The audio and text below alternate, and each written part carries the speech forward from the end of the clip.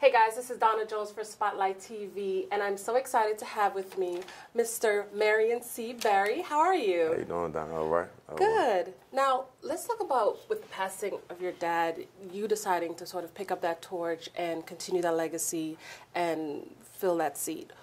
Why did you decide to do that?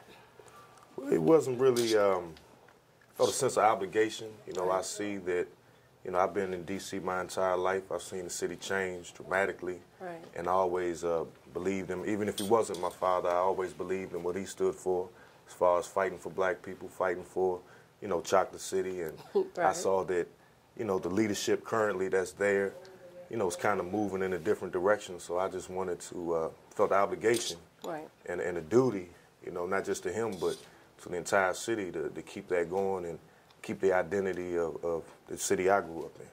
That's definitely true. Now, talking about, you know, D.C., with the support that your dad has had, I mean, in office, you know, he's had ups and downs, but one thing I feel like the common thread is that he's had that support. He's had D.C. behind him. Do you feel like, will that translate to you running and the support that you want? Like I said, the city's changed and a lot of things are moving in a lot of different directions, Right. but there's definitely a core of homegrown, you know, D.C. residents that stand behind me and Right. still believe in the city that we all grew up in and still have that identity and want to keep that going. Definitely. So that's what I represent. And, you know, you do realize running for this seat and you're going to be in the public eye and people are going to be watching everything you're doing. And, you know, there's definitely been recent controversy around you. How do you refocus and let people know, like, I can get this done and, you know, that you're focused on the task? I'm glad you said that. I mean, honestly, spotlight publicity is nothing new. I mean, it's always been centered around my family. Right. So it's not really anything new. And, you know, I plan on being a positive role model, positive leadership. So if people are directing their attention toward me, they're just going to see me fighting for the people and doing a good job. So Right. it's nothing, you know, I'm transparent. It's nothing to hide, and Okay. everything's already out there. So, That's true. you know. So let's talk about the plans that you have and you want for Ward 8. Sort of break that down to me, and what is it that you want to do?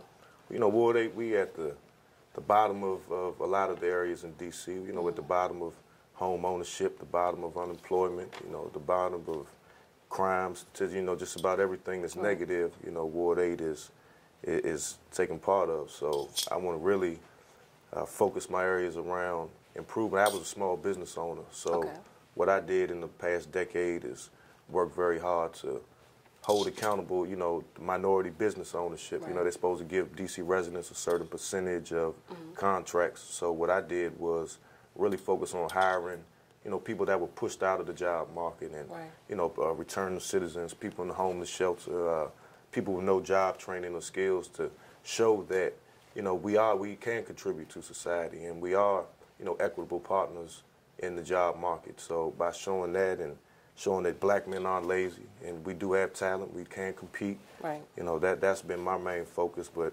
I just want to take that work ethic and that leadership and take it all the way across the board. So if you were to sum up, like, in one sentence, what would be your message for the people of D.C. and the people of Ward 8?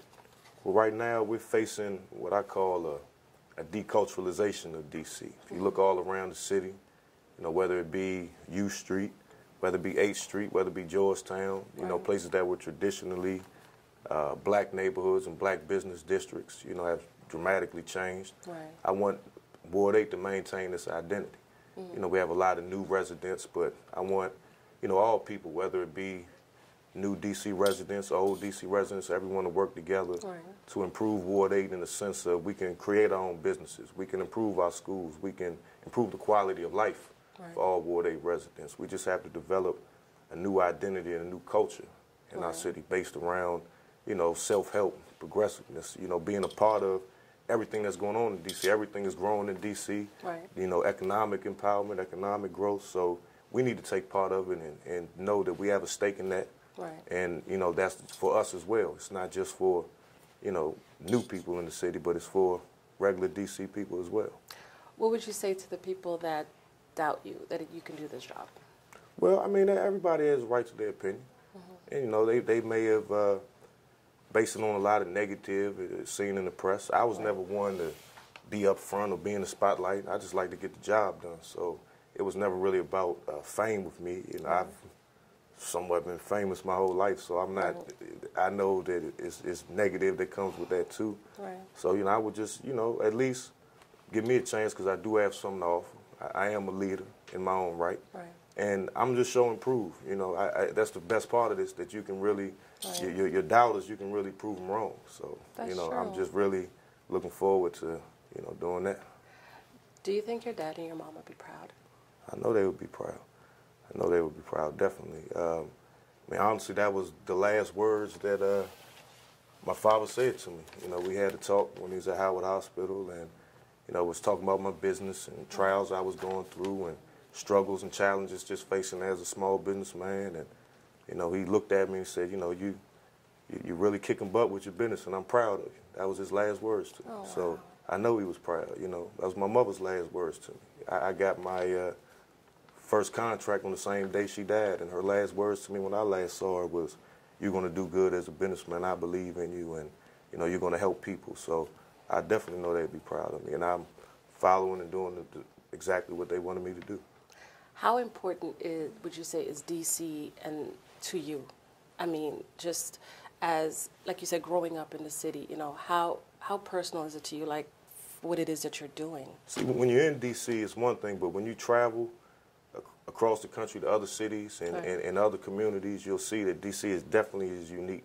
Yeah. We have our own identity. We're trendsetters in our own right. Definitely. We're leaders, and you see that by knowing that, we have a responsibility to kind of set the stage for the rest of the country, whether it be in music, with the go-go, whether it be in business, whether it be in all areas. So, we have to really kind of be the tip of the spear, I'd say, for this whole movement. D.C. is definitely, absolutely, definitely going places. Absolutely. Well, I'm definitely looking forward to see what you're going to do next. And this is a show that we cover music, entertainment, and everything. So let me ask you, who do you listen to? Who's your favorite artist right now? Favorite artist right now? I listen to a lot of different artists. I say this, it's a lot of homegrown artists out of Southeast. It's a group that I got to see a couple of nights ago called Ward 8. That's the name of the group. Oh, wow, so, okay. We Act Radio as an AM station in Southeast, so they promote a lot of local artists. I'm just really into the local scene because we have a lot of talent here, and I think that needs to really be, pushed to the forefront because we have our own message. And we've never really been one to take from other cities or adopt their style. We've always had our own style.